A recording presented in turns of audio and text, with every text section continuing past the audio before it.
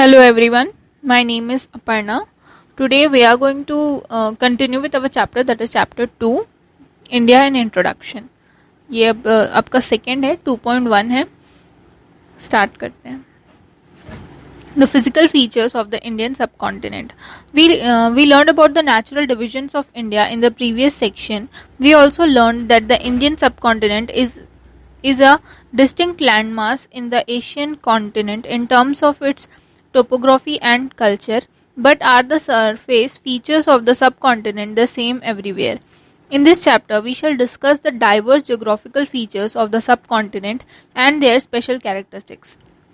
We shall learn about how these features originated and how humans changed the face of the land and its environment by their activities. To understand how these activities changed the land, we need to find out how people lived and how they used natural resources for their livelihood and needs in the different regions in which they settled. For example, they adopted agriculture as their means of livelihood in the fertile river valleys of the Indus, Gangas, and Brahmaputra. In the Chota Nagpur Plateau, they gathered forest produce and developed mining industries in addition to farming. In the Thar Desert, the northern hilly regions, many communities adopted a pastoral lifestyle. In the coastal regions, the main occupation was fishing. देखें यहाँ पर क्या बताया जा रहा है कि India में क्या है, नेचुरल डिविजन्स जो हैं, ठीक है. इंडिया हम लोगों ने फर्स्ट वाले उसमें, इसके पहले वाले पार्ट में नेचुरल डिविजन्स के बारे में जाना, इंडिया के नेचुरल डिविजन्स के बारे में जाना. अब हम लोग यहाँ पर इंडियन सब कॉन्टिनेंट के में जो डिस्टेंट लैंड मासेस हैं, ठीक है, कहीं पर आपका डेजर्ट है, कहीं पर माइनिंग इंडस्ट्री है, कहीं पर कोई और लाइफस्टाइल है, ठीक है. तो उनके बारे में यहाँ पर आपको बताया जाएगा. मीन्स कि किस तरीके से जो अलग अलग जगह पर अलग अलग लाइफस्टाइल कैसे बनी है या किस तरीके से वहाँ पर वो हुई है, ये यहाँ पर बताया जाएगा.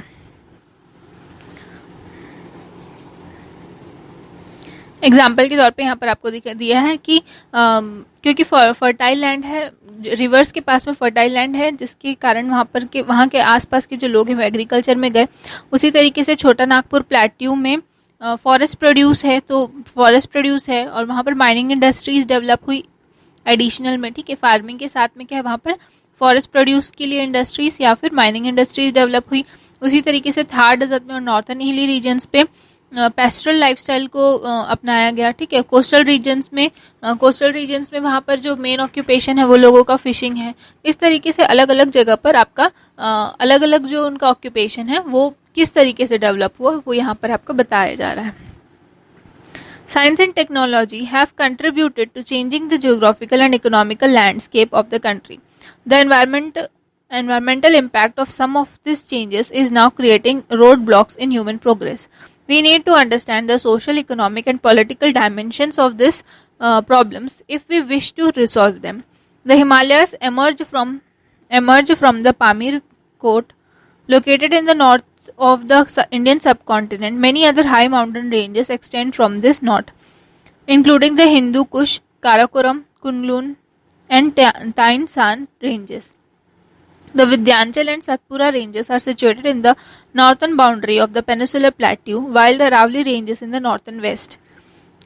To the west lie the Sahyadri mountains, and to the east lie the low hill of the eastern Ghats as well as the eastern coastal plains. अब देखें यहाँ पर बता रहा है कि साइंस और टेक्नोलॉजी की वजह से जो ज्योग्राफिकल और इकोनॉमिकल एरियाज है वो क्या हुए हैं, कंटिन्यूसली चेंज होते गए हैं. इन्वायरमेंटल इम्पैक्ट के कारण जो ह्यूमन प्रोग्रेस है वो क्या हो रहा है, रुक गया है. मीन्स रोड ब्लॉक हो रहा है. यहाँ पर जो रोड ब्लॉक है वही बता रहा है वहाँ पर कि ह्यूमन का जो प्रोग्रेस है वो एनवायरमेंटल इम्पैक्ट के कारण रुक गया है.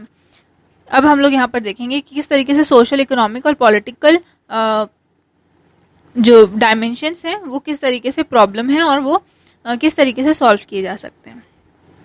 अब यहाँ पर आपका दिया है कि जो माउंटेन्स हैं उनके बारे में यहाँ पर बताया है. पामीर कोट में, ठीक है, हिमालय जो है वो पामीर कोट में से एमर्ज होता है और कहाँ पर आपका, तो नॉर्थ इंडियन सब कॉन्टिनेंट के नॉर्थ तरफ है, नॉर्थ साइड में है. उसी तरीके से यहाँ पर और भी बहुत सारे माउंटेन्स हैं जो कि नॉर्थ से निकले हुए हैं, मीन्स पामीर नॉर्थ से ही निकले हुए हैं। क्या क्या है, तो हिंदू कुश हो गया, काराकोरम हो गया, कुनलून हो गया, ये सारे माउंटेन्स हैं जो पामीर रेंजेस से निकले हैं, पामीर नॉर्थ से निकले हैं। अब यहाँ पर विंध्याचल और सतपुरा रेंजेस के बारे में बताया जो कि नॉर्थन बाउंड्री में है पेनिसुलर प्लेट्यू में, ठीक है। कहाँ पर है, तो पेनिसुलर प्लेट्यू में नॉर्थन बाउंड्री में है।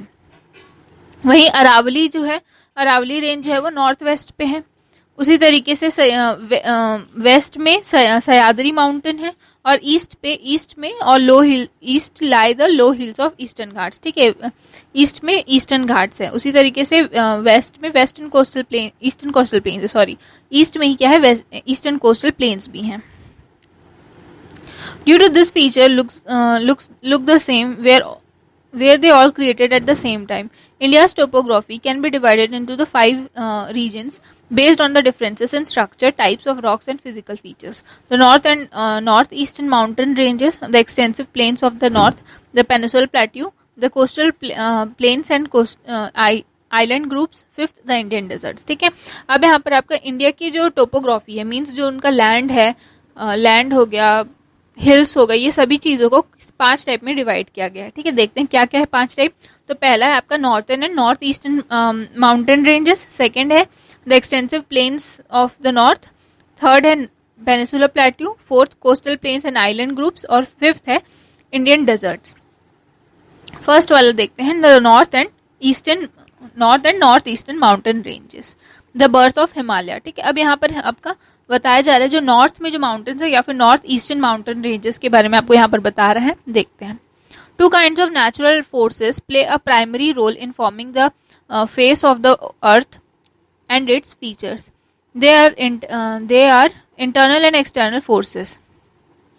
Forces born inside the earth and forces born outside the earth. Earthquakes and volcanoes occur because of forces born inside the earth. They create different landforms on the earth's surface. There are also many processes going on continuously on the earth's surface that are slowly changing the shape of landforms. They include the effects of wind, rain, snow and water and temperature. These are the external forces, ठीक है। अब देखिए यहाँ पर सबसे पहले बताया गया है कि जो नेचुरल फोर्सेस हैं उसमें प्राइमरी क्या है, 2 टाइप के फोर्सेस आप पाए जाते हैं, ठीक है। एक तो है आपका इंटरनल और दूसरा है एक्सटर्नल।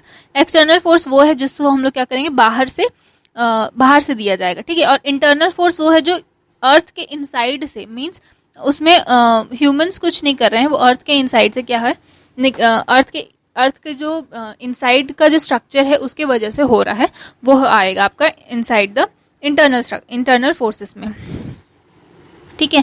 तो अब यहाँ पर जो अर्थक्वेक है, जिस तरीके से अर्थक्वेक और वॉल्केनिक इरप्शन जो होता है वो क्या होता है, वो इंटरनल फोर्सेस के अंडर में आएगा, ठीक है। अर्थ के इनसाइड में कुछ प्लेट्स जो है वो चेंज होते हैं या उसमें प्लेट्स जो है हिलते हैं, जिसके कारण से वहाँ पर अर्थक्वेक या फिर वॉल्केनिक इरप्शन जो है वो होता है। वही यहाँ पर बताया है कि इसी तरीके से क्या है आपका जो इंटरनल फोर्स और एक्सटर्नल फोर्स है। इंटरनल फोर्स मींस जो है आप जो हिमालय जो हुआ है वो आपका इंटरनल फोर्स के कारण आया है, ठीक है।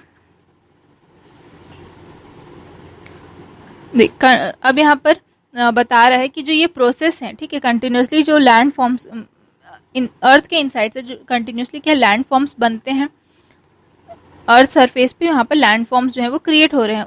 यही कंटिन्यूस प्रोसेस की वजह से यहाँ पर जो अर्थ सरफेस है वो स्लोली जो है वो अपना शेप को क्या कर रहा है, चेंज कर रहा है। मीन्स जो अर्थ के इनसाइड में जो भी प्रोसेस हो रहे हैं कंटिन्यूसली क्या है, जो प्रोसेस हो रहे हैं उसके वजह से अर्थ का जो शेप है या लैंड फॉर्म्स का जो शेप है वो क्या हो रहा है, चेंज होता जा रहा है।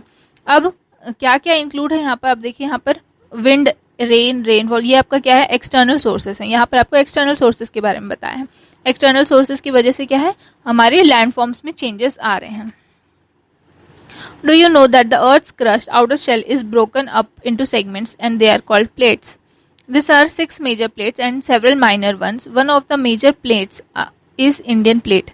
The forces of the Earth's interior cause these plates to glide. This gliding motion is so gradual that we can only imagine it, not feel it, not even in a lifetime. It is said that the plates move only by a few centimeters in a year. अब यहाँ पर अर्थ के internal part के बारे में बताया, ठीक है। अर्थ का जो क्रस्ट है वो बहुत सारे अलग अलग सेगमेंट्स में डिवाइडेड है, जिनको प्लेट्स कहा जाता है, ठीक है। यहाँ पर 6 मेजर प्लेट्स हैं और बहुत सारे छोटे छोटे माइनर प्लेट्स भी पाए जाते हैं, ठीक है। उसका जो सबसे एक जो मेजर प्लेट्स है उसको इंडियन प्लेट्स भी कहा जाता है, ठीक। क्या कहा जाता है आपका? इंडियन प्लेट्स कहा जाता है, जो कि अर्थ अब ये जो फोर्सेस हैं जो अर्थ के इंटीरियर उससे कॉज हो रहे हैं, ठीक है, इंटीरियर फोर्सेस से कॉज हो रहे हैं, वो मूव करते हैं। मींस हर कुछ टाइम में हर कुछ सालों में क्या होता है वहाँ पर मूव होता है, जो प्लेट्स है वो क्या होते हैं, मूव होते हैं। लेकिन हम लोग उसको इमेजिन नहीं कर सकते, ग्लाइड होते हैं लेकिन हम लोग उसको इमेजिन नहीं कर सकते, क्योंकि वो मूवमेंट इतना छोटा होता है जिसको कोई भी फील नहीं कर सकता, ठीक है। कोई आप यहाँ पर आपको उसको फील नहीं कर सकते। और कहा जाता है कि सालों में, ठीक है, एक साल में कुछ सेंटीमीटर तक जो प्लेट्स है वो क्या हो जाती है, ग्लाइड हो जाती है, मूव हो जाती है, ठीक है। आपका आज के लिए इतना ही, इसके बाद हम अपने नेक्स्ट क्लास में देखेंगे। Thank you.